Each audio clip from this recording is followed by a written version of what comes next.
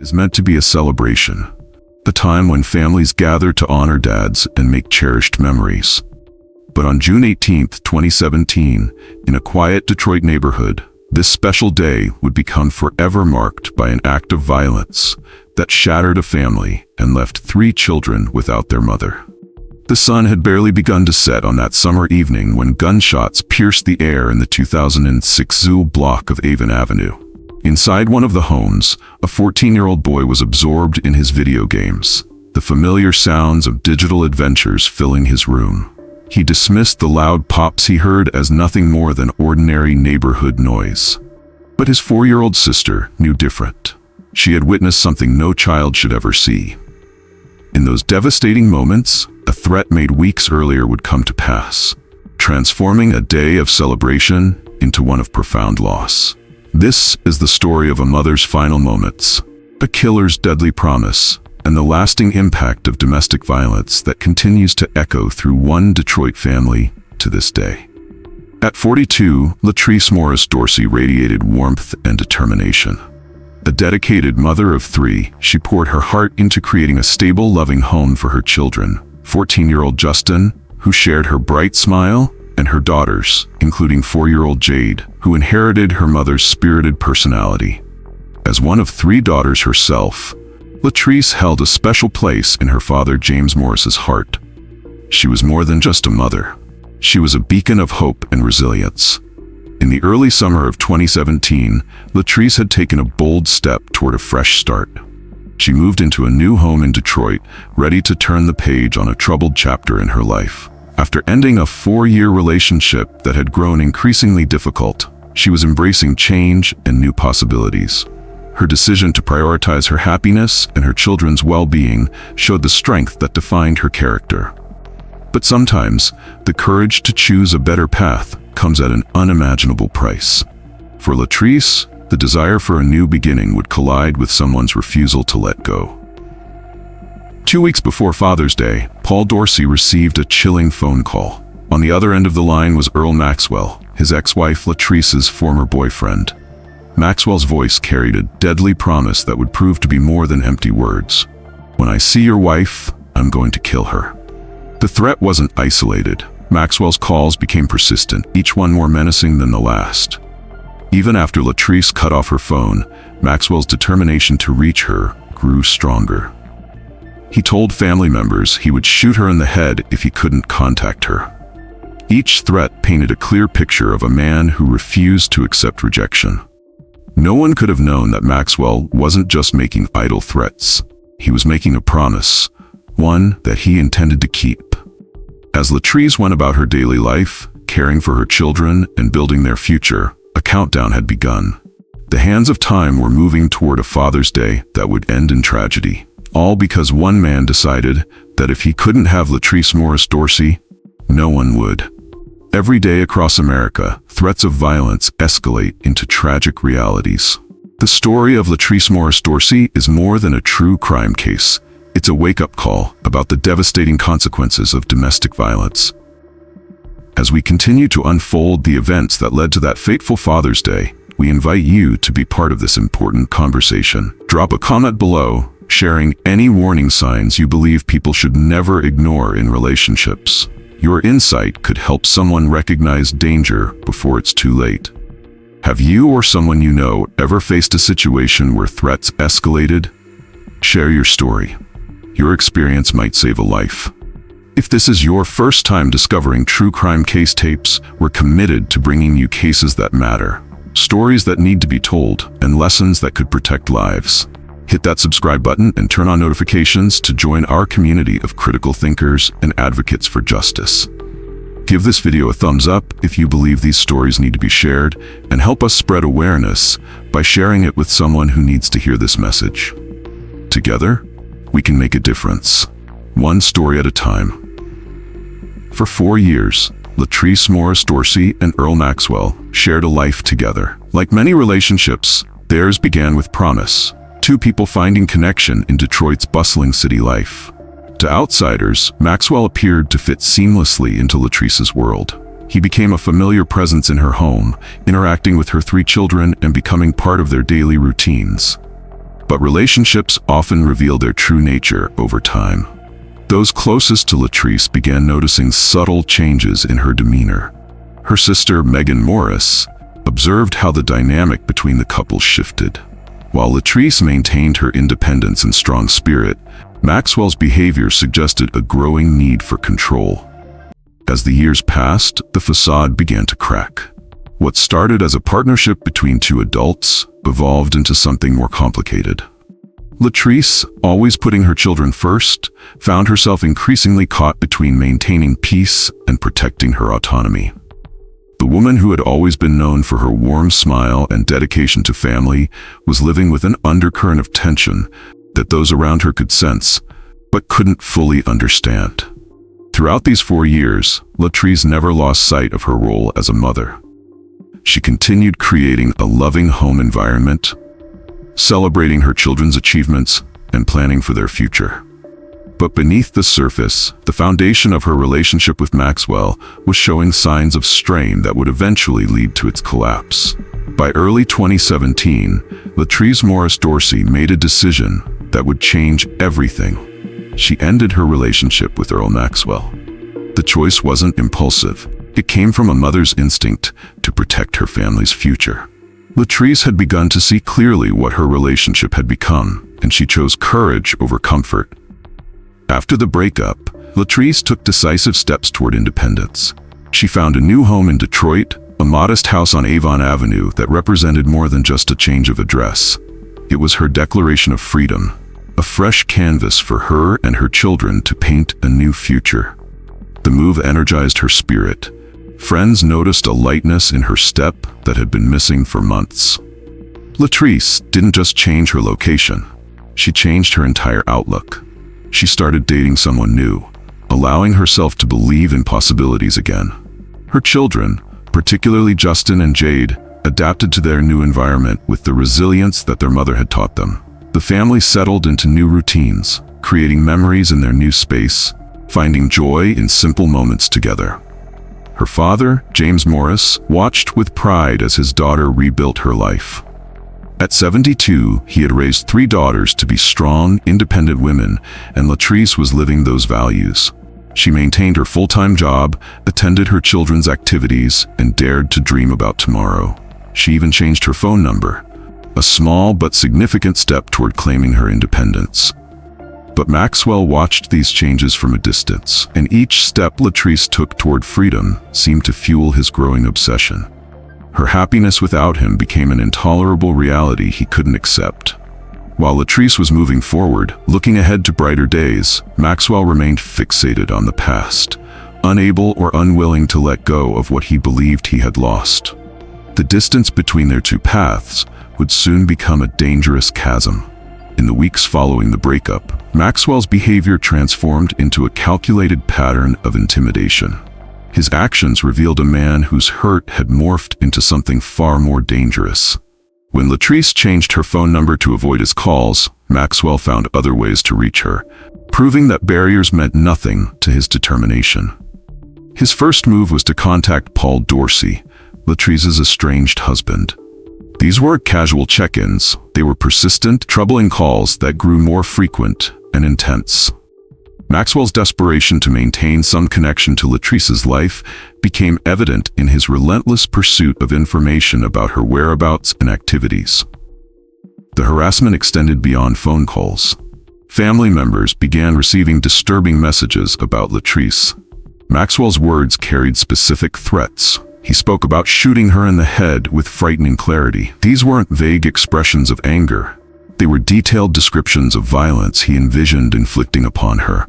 Despite Latrice's clear desire to move on, Maxwell's obsession only grew stronger. He monitored her movements, gathered information about her new relationship, and made his presence known in ways that left no doubt about his intentions. His behavior followed a textbook pattern of escalation that domestic violence experts would later identify as classic signs of impending tragedy. Leading research has shown that rejection-triggered violence follows predictable patterns, especially when abusers demonstrate specific behaviors. In cases like Latrice's, experts point to 3 critical danger signals that demand immediate attention. stalking after separation, explicit death threats, and the refusal to accept a partner's new relationship. Detective Marilyn Burris, who has investigated domestic violence cases for 15 years, explains how these behaviors create a perfect storm of danger. When someone loses their sense of control over a partner, they often try to regain it through fear. The most dangerous time for any victim is when they've just left the relationship, especially if they begin dating someone new. Professor Tom Hart from the University of Michigan's Department of Criminology provides context. What we see in these cases is an escalation driven by the abuser's need for power. They view their partner as property, and the loss of control triggers increasingly aggressive behavior. The specific threat to shoot someone in the head, as we saw in this case, indicates premeditation rather than just emotional outburst. The statistics support these observations. Studies show that 75% of domestic violence homicides occur when victims attempt to leave their abusers. The presence of stalking behaviors increases the risk of homicide by 400%. When threats involve specific methods of violence, as in Latrice's case, the danger level rises significantly. FBI behavioral analyst Rick Elliott adds, "What makes these cases particularly volatile is the public nature of the threats. When abusers openly declare their intentions to family members, they're often seeking an audience for what they view as justified retribution. They're not hiding their plans because they've already rationalized their actions." Taking a moment here in our investigation of Latrice's story, we need to address something crucial. Many of you watching right now might recognize similar patterns in relationships around you, whether it's a friend, family member, or even your own situation. This is why your engagement with this content matters more than you might think. Hit pause right now and share your thoughts in the comments below. What warning signs do you believe society often dismisses as normal relationship problems that actually deserve immediate attention? Your insight could help someone identify dangerous behaviors before they escalate. If you're finding value in this detailed examination of domestic violence warning signs, make sure you're subscribed to True Crime Case Tapes. We carefully research each case to bring you these critical insights that could save lives. Click that notification bell to join our community of active viewers who help spread awareness about these important issues. In the next segment, we'll reveal how these escalating threats led to that tragic Father's Day, evidence that would later prove crucial in bringing justice for Latrice Morris-Dorsey. June 18, 2017, began like any other summer Sunday in Detroit. The temperature climbed into the mid-80s as families across the city prepared to celebrate Father's Day. In the 2006 block of Avon Avenue, Latrice Morris-Dorsey was home with her children, the windows open to catch the afternoon breeze. Earlier that week, Latrice had gone about her regular routines, showing no outward signs of the fear she must have carried. She attended her children's activities, maintained her work schedule, and continued settling into their new home. But beneath this appearance of normalcy, a clock was ticking. Maxwell's threats hung in the air, growing heavier with each passing day. That Sunday afternoon, 14-year-old Justin retreated to his room, immersing himself in video games, a typical teenage escape on a summer day. 4-year-old Jade played in the living room, where her mother could keep a watchful eye on her. The scene was ordinary, peaceful even, the kind of moment that usually fades into the blur of everyday memories. As the day progressed, neighbors would later recall seeing Maxwell's car circling the block. He had learned their new address, despite Latrice's efforts to keep it private. The afternoon sun cast long shadows across Avon Avenue as he made his final pass around the neighborhood. Inside their home, Latrice and her children remained unaware of his presence. What happened next would be recalled through the innocent eyes of a 4-year-old child. Jade was in the living room with her mother when Earl Maxwell entered their home. The little girl, too young to comprehend the gravity of the moment, became witness to an act of violence that no child should ever have to see. The sound of gunfire shattered the evening calm. Maxwell fired repeatedly, each shot echoing through the house. 10 times the weapon discharged, with Latrice's 4-year-old daughter present throughout the entire horrific event. As her mother fell, Jade stood frozen, her young mind struggling to process the nightmare unfolding before her. In those terrifying moments, Jade displayed remarkable presence of mind for a child so young. Rather than remaining in the living room where danger still lurked, she ran toward her brother's room. In his room, Justin was absorbed in his video game, headphones creating a barrier between him and the chaos erupting in his home. When he first heard the sounds, his teenage mind rationalized them as normal neighborhood noise, perhaps fireworks or a car backfiring. It was a split-second assumption that would haunt him in the years to come. Then, his little sister burst into his room, her words shattering his world. "My mom is dead. He killed my mom. My mom is shot." Justin ripped off his headphones, his game forgotten as Jade's words registered. In that moment, the 14-year-old boy was forced to confront a reality no child should face. Racing to the living room, Justin found his mother gravely wounded. His actions in these moments showed extraordinary courage as he rushed to her side. Latrice Morris-Dorsey, the woman who had given him life and love, was taking her final breaths. As he held her, Justin called out for help, his voice carrying through the open windows into the summer evening. Time seemed to stop as Justin cradled his mother. The boy who had spent countless hours playing video games was now facing the most real and devastating moment of his young life. He spoke to her, pleaded with her to hold on, his words mixing with tears as he felt her life slipping away. The warmth of the June evening contrasted sharply with the cold reality settling over him. These precious final moments between mother and son became both a blessing and a burden, a chance to say goodbye, but also memories that would stay with Justin forever. In his arms, Latrice took her last breath, her son's love the final earthly comfort she would know. As Justin's cries echoed through the neighborhood, his voice carried a pain that touched everyone who heard it.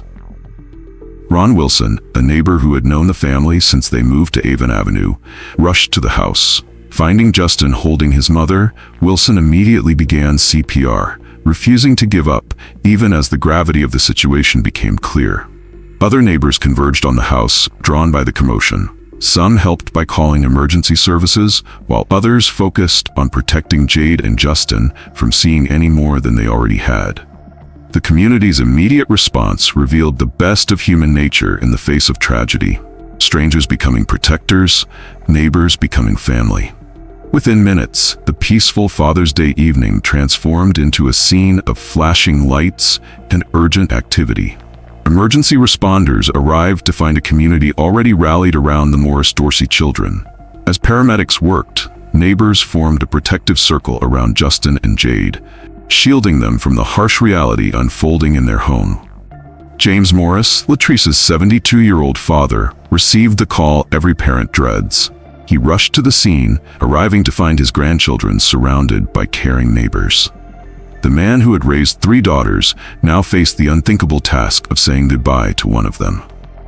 His words, spoken through tears, captured the depth of his loss. "I had 3 daughters. I had 3 beautiful daughters, and he put a hole in my heart." The news spread quickly through Detroit's tight-knit communities. By nightfall, family members, friends, and even strangers began gathering outside the Morris-Dorsey home. They brought candles, flowers, and prayers, creating an impromptu vigil that would grow over the coming days.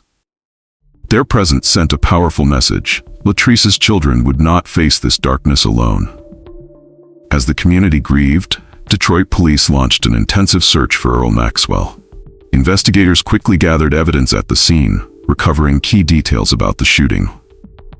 Maxwell had fled the scene immediately after the shooting. Sources close to the investigation reported that he disposed of the murder weapon, though its location remained unknown.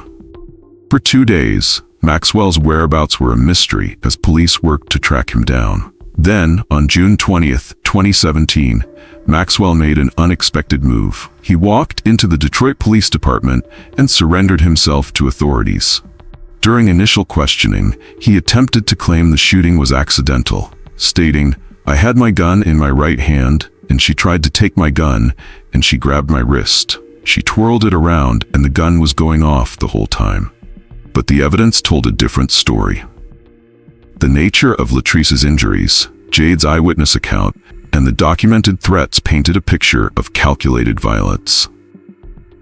On June 22, 2017, Maxwell was arraigned on charges of first-degree murder and felony firearm possession. The investigation continued to build a solid case. Detectives worked meticulously, gathering additional evidence and testimonies that would prove crucial in the legal proceedings to come. Their thorough work would ensure that Latrice's children would not be called to testify, sparing them further trauma. The pursuit of justice for Latrice Morris-Dorsey moved through the Wayne County court system with steady purpose. While Maxwell initially faced first-degree murder charges, prosecutors remained focused on securing a conviction that would keep him behind bars for decades to come. During preliminary hearings, the evidence mounted. Paul Dorsey's testimony about Maxwell's explicit threats proved crucial. He recounted the multiple phone calls where Maxwell declared his deadly intentions, establishing a clear timeline of premeditation. The prosecution built a compelling case around these documented threats, Jade's eyewitness account, and the brutal nature of the shooting. Maxwell's defense began to crumble in the face of overwhelming evidence. His initial claim of an accidental discharge couldn't explain the 10 gunshot wounds revealed by the autopsy. As the reality of his situation became clear, Maxwell made a decision that would spare Latrice's children from testifying. He agreed to plead guilty to second-degree murder. On June 7, 2018, almost a year after that tragic Father's Day, Earl Maxwell stood before the court for sentencing. Wayne County Prosecutor Kim Worthy emphasized the horrific nature of the crime, particularly noting the presence of Latrice's children during the murder. The judge, considering both the brutality of the crime and its impact on the family, delivered the sentence, 25 to 50 years in prison. The sentence meant Maxwell would be elderly before having any chance at freedom. For Latrice's family, it provided a measure of closure, though no prison term could truly compensate for their loss. The impact of Latrice's murder rippled through her family like aftershocks from an earthquake. For James Morris, the loss of his daughter left a void that could never be filled. The 72-year-old father, who had raised 3 daughters, now faced a future with an empty chair at family gatherings, a missing voice in family conversations, a daughter's love stolen by violence. The greatest weight fell on Latrice's children. 4-year-old Jade, too young to fully comprehend the permanence of her loss, would grow up with only fading memories of her mother's embrace. Her innocent eyes had witnessed something no child should see, leaving emotional scars that would require years of healing and support. The Morris family rallied together, determined to preserve Latrice's memory and provide stability for her children. They shared stories of her strength, her laughter, her dedication to family. These stories became lifelines, connecting Jade and Justin to the mother whose life was cut short. Family gatherings became both a celebration of Latrice's life and a reminder of her absence. For Megan Morris, losing her sister meant losing a confidant and best friend. She stepped forward to help guide her niece and nephew, honoring her sister's memory through her dedication to their well-being. The family's unity in the face of tragedy demonstrated the enduring power of love over violence. In the years following his mother's murder, Justin Dorsey transformed his pain into purpose. The young man who held his mother in her final moments refused to let tragedy define his future.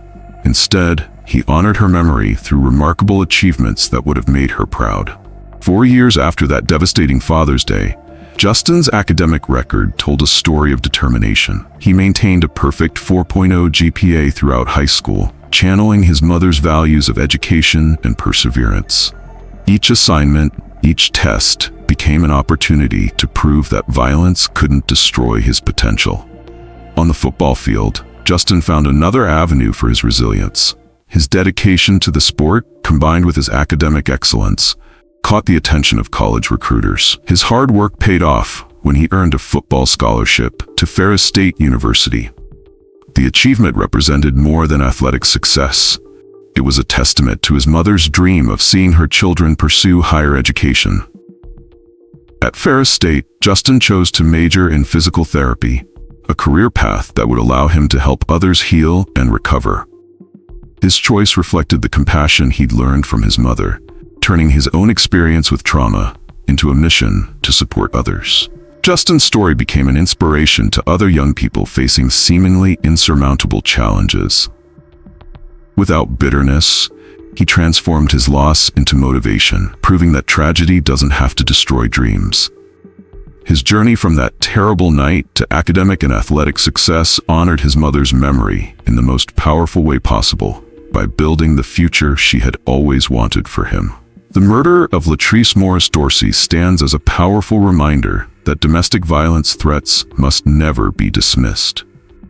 Her case highlighted how the most dangerous time for victims often comes after they've taken steps to leave their abusers, when they're finally seeking freedom and a fresh start. Statistics show that Latrice's story reflects a pattern seen across the country. When victims attempt to leave abusive relationships, the risk of lethal violence increases dramatically. Her case underscores the critical importance of taking threats seriously, especially when abusers make explicit statements about their intentions. The tragedy spurred local Detroit organizations to strengthen their support networks for domestic violence survivors. They enhanced coordination between law enforcement, victim advocacy groups, and emergency services. New protocols emerged for handling cases where explicit threats had been made, recognizing that words often precede violent actions. The response to Latrice's case also revealed gaps in the system that needed addressing. Questions arose about how to better protect victims during the volatile period after leaving an abusive relationship. Her story became a catalyst for discussions about improved protective measures, especially in cases where children might be exposed to violence. For law enforcement and domestic violence advocates, Latrice's case serves as a crucial training example. It demonstrates how quickly situations can escalate from threats to deadly violence, and why every threat must be treated as a potential prelude to tragedy. As we conclude Latrice's story, remember that similar situations are unfolding right now in communities across our country. Your engagement with this content goes beyond true crime. It's about understanding how to prevent these tragedies before they occur. Take a moment right now to save this number: 1-800-799-SAFE. This is the National Domestic Violence Hotline, available 24/7. Share it with someone who might need it. You never know whose life you might save. If this story moved you, turn that emotion into action. Like this video to help it reach more viewers. Share it with your community. These conversations, though difficult, could save lives. Subscribe to True Crime Case Tapes if you haven't already, and click that notification bell. We're committed to bringing you cases that matter, stories that make a difference. Most importantly, leave a comment below, sharing what you learned from Latrice's story. What warning signs do you think people often overlook?